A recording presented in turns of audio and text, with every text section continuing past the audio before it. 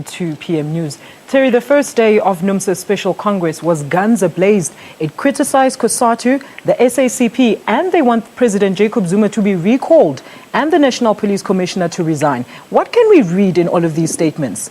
Well, we've had this been going for quite a long time now. I mean, the sort of rhetoric has been ratcheted up all over the show and from all sides. I mean, the SACP leadership is also, and one should not forget, of course, that the leadership of Numsa were also members of the SAC. I assume they've been expelled by now or suspended or whatever. But the point is you actually have, there's a lovely Afrikaans term, broeder twist, this fight among brothers, which has got quite vicious in recent weeks particularly, but over the past couple of months. And this is all to be expected. Where it leads is the important thing. Will it lead to a breach? Will it lead to Numsa walking out? I don't think so. Now, Terry, there's a talk of Numsa branching away from Cosatu. Any indications that might actually happen? Not at this stage, I don't think. I mean, if one looks at the various statements, not just of Numsa, but of its supporters, unions such as the Food and Allied Workers Union, etc., you will see that there still is continual support for the Cosatu we knew, as they put it. And I think what they're trying to get at is they want to change Cosatu. They want to change the leadership of Cosatu.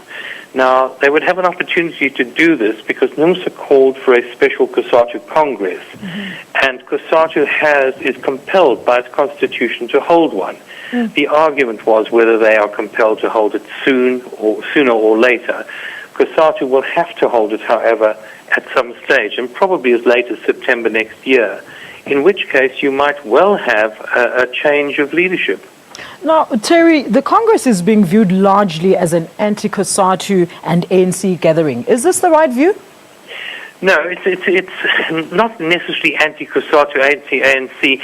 It's an anti the direction that's been taken by the ANC, because you've always had the split, and it's a strange thing. You have the whole of Cosatu, and in fact the whole of the labour movement. That includes Fedusa and includes Naktu, going back to 1996, where the combined labour movement adopted a macroeconomic policy that is fundamentally different from that adopted by the ANC and the government.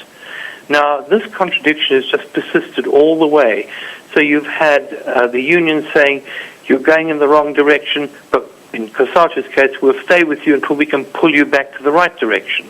And finally, you have a groundswell, I think, of worker resistance at a rank-and-file level, and this is something I think that Numsa has plugged into. Very quickly, Terry, now the election to fill in the vacant positions, do you think this was a surprise? Andrew Chirwa, I don't think. No, not at all. I mean, basically, you had Numsa had got itself sorted out once they got rid of Cedricina.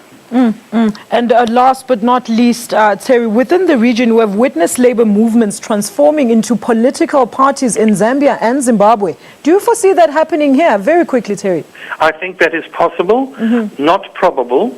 I would hope not, because I think that's not the role of trade unions. All right. Thank you so much. That was Terry Bell, labor analyst.